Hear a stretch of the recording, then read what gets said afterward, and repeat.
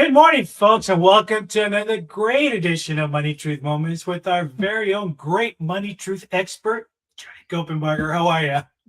I'm awesome. I am having a best time ever. It is summertime. The birds are chirping and we've got our little hummingbirds that have flown from the nest and we're just having a great time. How are you doing?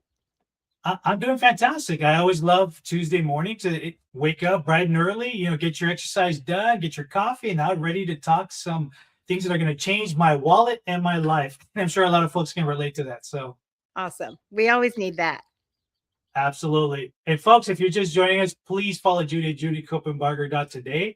Today, we're going to be talking about vacation memories, not vacation debt. And this is going to be a great episode. You're going to learn how to budget for vacations and avoid the travel spending mistakes that we all make, and also create memorable experiences while protecting that financial future for you. So, what do you say we get started? And let's do it. I'm ready. All right.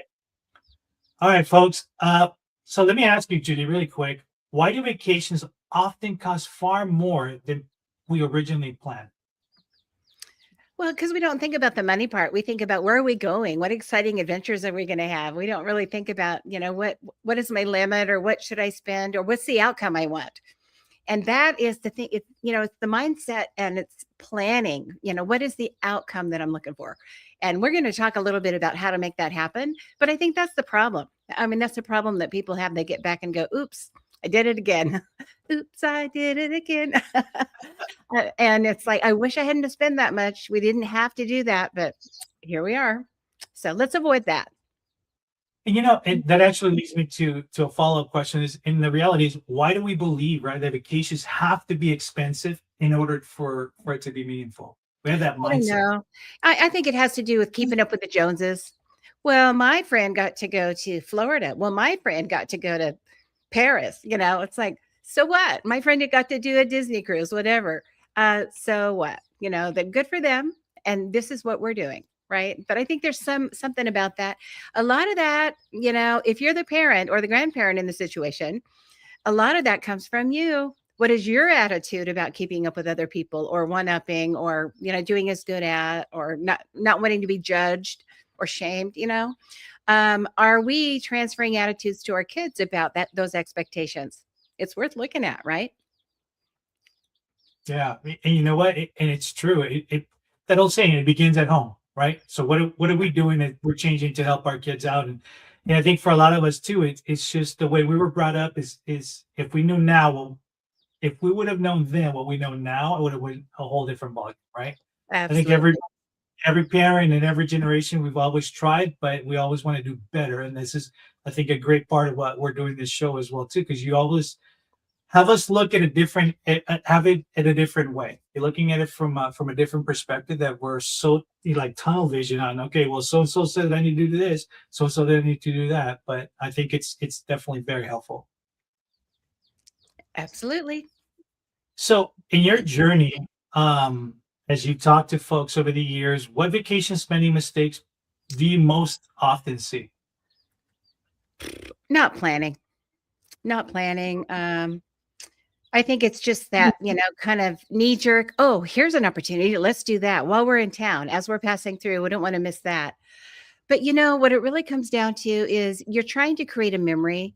You're trying to create a connection. You're trying to, have a good time and get away from your regular routine. It's vacation, right? It's a vacation.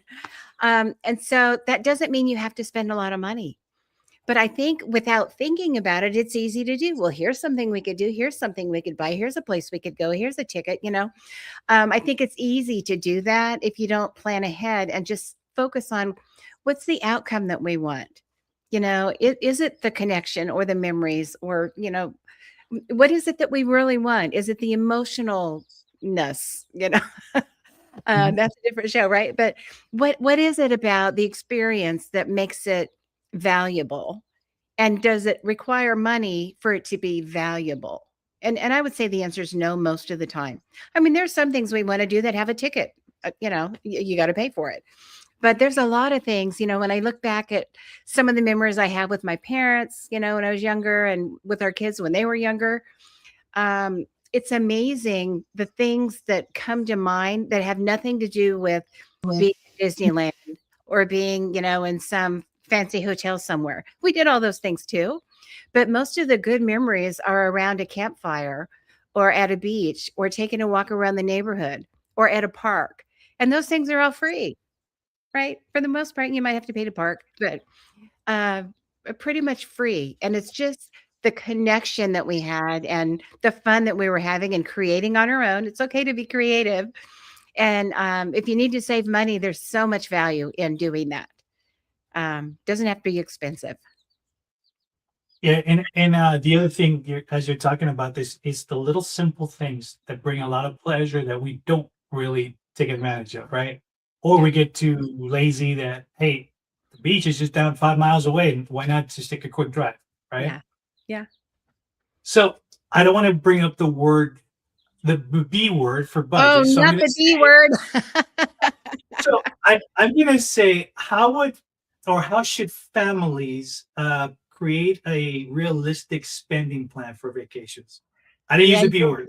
you avoided the B word, budget. I Some people avoided call the it B word. budget, right? It's a spending plan. So, yeah. So I don't know why people don't do that more. It helps me just to have guidelines, even if it's not like we're only going to spend $120, but a guideline, let's keep it under a couple $100 or whatever, depending on where you're going. Maybe it's under 5,000, whatever.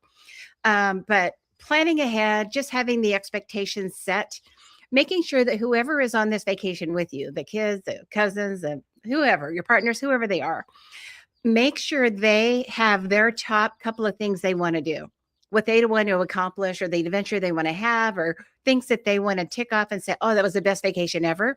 What are those things? And chances are they're not going to be big ticket items. There might be, like, I want to do the highest roller coaster at the best theme park, that's going to cost you something. But it might be that it's that thrill they want to have. It's that story that they want to tell, the memory that they want to create, right? And it might not take money to do some of those things. Maybe that some of those things you'll table for another vacation later when there's more expendable cash. But why not just get everybody's ideas of the perfect vacation, the perfect experiences, and then make that list and do that. Find creative ways to do that without the big ticket items. It can be done. Done it. It can be done. And folks, if you're just joining us, welcome. Make sure you're following Judy at judycopenbarger.today. Watch the beginning of the show because we are talking today about vacation memories, not vacation debt. And I think it's crucial that you guys pay attention on this and share it also with family members too, because summer is here, folks. A lot of kids are out of school already, and they're just, aching to get out there and do something. Oh, here we go. Sorry about that. So as we continue to talk about this, because I know we always run out of time on great subjects, how can families focus on the experiences versus the expense, right? And I know that's hard. Yeah, I think it's a matter of connection over consumption. If that's kind of one of your mantras, that might be helpful. Memories over purchases. And this is where, the love languages, Gary Chapman's work from way back. I think he started back in the 70s. There's all kinds of books out on it, but love languages, languages of love. And there are different things that we respond to when we're communicating love, right? When we're connecting with people. Some people like the gifts, they like the things. Some people like touch. Some people like just quality time, just be with me, be in the room with me, just have that experience. So there's different ways that we express love. If it's a thing, for example, let's say you have a child or a spouse that they like the tangible things, you can buy a dozen roses or you can pick a flower on the way home, right? One of them costs some money, one of them doesn't. There are ways to experience and get the release and the connection without having to spend money. If it's quality time, that's easy. That's always free. Hey, take a walk with me. Let's watch a show together. Let's go flower picking, whatever it is. Oh, flower picking is kind of a joke at our house. So one of my daughters does not like hiking, mountaineering, jogging, anything that she has to do extra that she doesn't want to do it, right? If you have to hike to get there, bad word. It's H word, right? It's kind of like, I don't like to say budget. She's not going to say hike. So we were in Colorado several years ago, and I wanted to go do the H word, with that family and show them where I used to hike when I was a teenager. And I'd take my dog and my goat and I'd go up the mountainside and there are wildflowers up there. It's way up in the mountains at about 10 or 11 elevation, 1,000 elevation. And Wow. so like, well, let's just go flower picking. So we got our baskets and we did pick flowers and it was like amazing. But we were hiking, jumping over trees, hiking up all around for hours. And she kept saying, we're hiking, saying, we're not hiking, we're flower picking. You're hiking, we're going hiking. No, we are just flower picking. The flowers are right over there. So we did that for hours, poor thing. So anyway, that's just a side little joke of flower picking is just kind of a funny thing at our house. But the thing is, it's free. Right? Grab a basket, grab a box, and go pick flowers. Go do something in nature that connects you, that gives you a memory and a story and an abundance of connection. Where you just go back and go, oh, remember that story? So things like that. Another thing comes to mind that was free when it comes to like being out in nature. I was on a trip across the southern states with my mom and dad. My brothers were all up and married out of the house. I was the last one at home. So I was probably, I don't know, a teenager, older teenager. So the three of us were driving across and we went across Texas and then we did Alabama, Louisiana, all the southern Gulf states. We were driving across studying barbecue. My dad was quite the barbecue guy. And so when we were driving back from Florida to Colorado, we had to cut through, for like 3 days, you drive through Texas.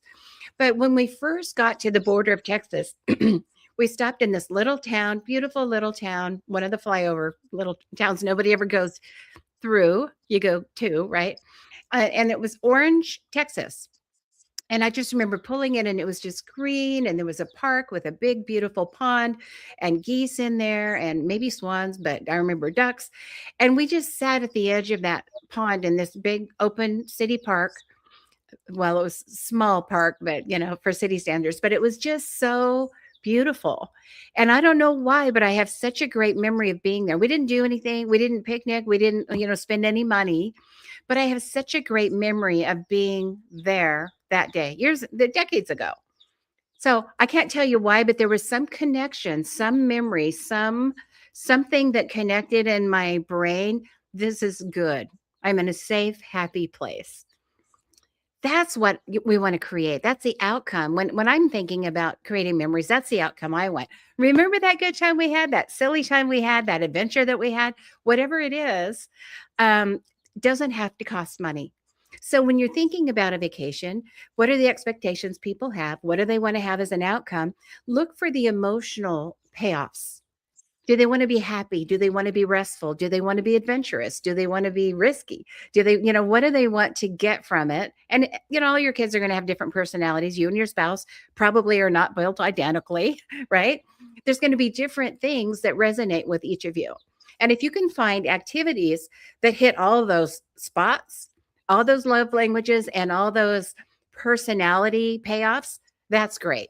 If you can plan a day like that, that's great. But it just takes a little thinking, a little planning, and doing that without a big fat spending plan attached to it can really make a difference if that's something that's important to you. We need to save money this time or we don't have a lot of extra.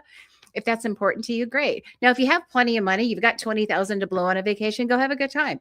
Right? You can still hit all those things, but just be mindful of the expectations and the payoffs that everybody has. So at the end of the vacation, everybody goes best ever. Right? You don't want to spend 20 grand on a trip to, London and then come back and everybody goes, yeah, it was all right. Right? Sure. You want everybody to go, oh my goodness, I loved going on the Channel. I love getting on the metro or whatever they call it there. Don't mind the gap. It's not the metro there. It's called whatever it's called. The tube. And so when you're planning your vacation, make sure everybody knows what they want to get and then make sure they get some of that. Sound good? Yeah, no, that sounds fantastic. And as you're talking about some of these easy things to do on vacation, it just reminded me too. I remember as a kid too, going out the very first time I went to Paris Lake, right? It's here locally in Southern California. But as a kid, going from Downey to there, it seemed like forever. Like we were going into another state and, because you're little and you don't realize it. But that was like probably one of the coolest things I saw as a kid. I remember that. We also had a local lake as well too. Actually, it was more like it was a park, but it wasn't a massive lake. But I remember now that we're talking about this, yeah, we used to hang around there too, have some great memories. And for the little ones, there's always great adventures, and also joining the library. There's programs where they take them out, they go visit the Mhm. local zoo, or they'll bring in local pets and stuff like that. That you can create these little mini experiences, quote unquote, like vacation experiences for the little ones, and they don't judge, so which is great. It's so good. It's so good. All those little memories. Yeah. Yeah. I think we underestimate the parks, the national parks, the libraries, all the free stuff, all the community things, the community activities that are offered in the summer programs. People should take advantage of those more. Yeah. They always say when the city planners are talking, they're like, why don't more people come? Why is our attendance not where it could be? I don't know why. I don't know why. Maybe they don't know or don't think of it in time. But there's so much good, free, and inexpensive stuff out there to do, especially this time of year, vacation. And all you have to do is go wherever you're going to go. If you're going to grandma's house or, a new city you're exploring, do what the locals do. They don't spend a lot of money. Most of us don't spend a lot of extra money. We're not on vacation every day. We just do what normal people do. Go where they go. Talk to the locals and find out, what's your favorite place to go get coffee? Or where do you like to go get brunch, when you have a couple of hours? What's your favorite park? What's your favorite museum here? Do you have some history here? In Waco, Texas, that's where Dr. Pepper was born. And so they have a Dr. Pepper museum. Well, that's kind of a cool cultural thing, just local thing. Every city and every town has a history, and they have stuff like that. And what a wonderful thing to explore. There might be a small cost to museums. Most of them have free days too, if you ask. What day of the month is free day? I can bring my whole family. But you can go and just learn and have a great time and explore. A lot of them are very hands-on for kids, things to climb and touch and look and smell. So there's so many things to do. Vacations don't have to break the bank. All right, folks, and we are at the tail end of the show, and you guys know what that means.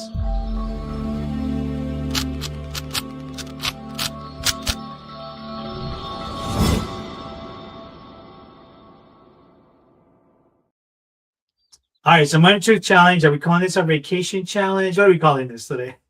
Let's just call it a vacation challenge. And it's going to be right. a financial one. So I would just challenge you, if you've got a trip coming up, put a little thought to connecting the trip with the spending plan, with the budget, the B word. Just create a small travel or vacation spending plan. What do we want to accomplish? Top 5 things. What do we want to spend? Here's what would be the lowest we want to spend, the highest we want to spend, and we're going to try to hit right in the middle. Is our goal to not have anything end up on credit cards, or maybe use a credit card, pay them off as soon as we get home to get the points, right? But what memories are we trying to create? The things we want to do, the memories we want to create, and how much we want to spend.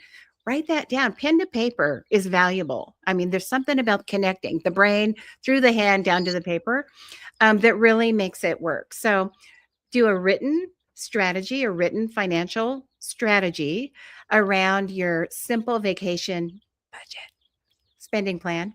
Write it down. That's your challenge. All right, folks, you've heard the challenge. Please make sure you're following Judy at judycopenbarger.today. Don't forget, we're here every Tuesday morning at 8 a.m.